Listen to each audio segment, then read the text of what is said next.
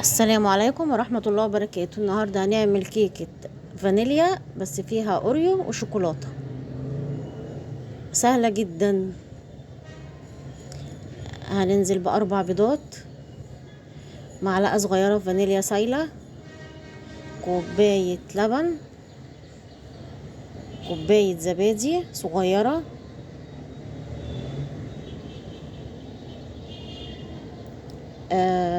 دي حوالي نص كوباية سمنة على زيت او زبدة على زيت براحتكم يعني، ودي كوباية سكر،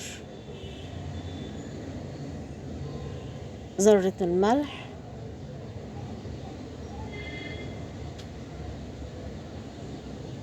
هنضرب بقى في الخلاط كويس جدا. وبعد كده هنجهز نص كوباية نشا، وكوباية ونص دقيق، ومعلقة كبيرة بيكنج باودر، وربع معلقة كربوناتو.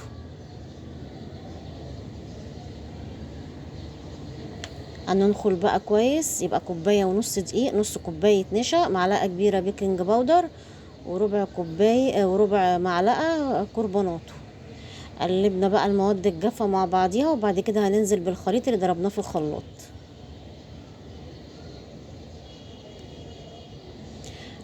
طبعا ده باكت اوريو، هتكسريه كده تكسير كده عشوائي براحتك. عايزه تجيبي 2 باكت هتبقى تحفه برضو يعني. الكميه اللي انت عايزاها هتملي بيها الكيك قد ايه،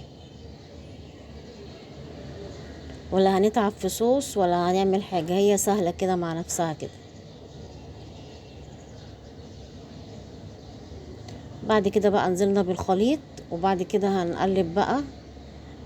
قلبي بسبتشوله بلاش مضرب،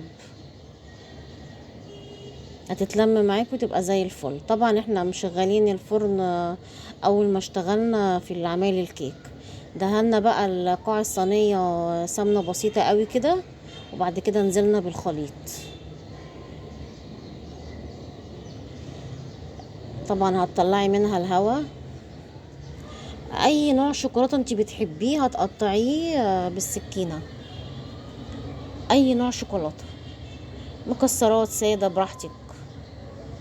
هتحطيها بقى على وش الصينية، وبعد كده هتدخليها الفرن على درجة حرارة 180 لمدة من 30 ل 35 دقيقة. ما تفتحيش عليها الفرن، وزي ما احنا اتفقنا كنا مشغلين الفرن اول ما ابتدينا في الكيك.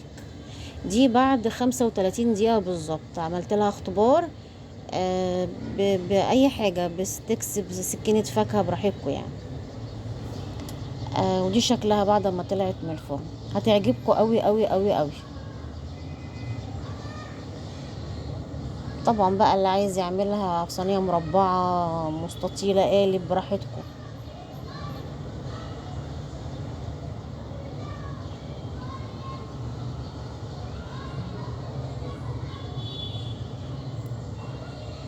طبعا بقى قطعتها وعملنا معاها شاي، وكانت احلى كيكة. يا رب تعجبكم.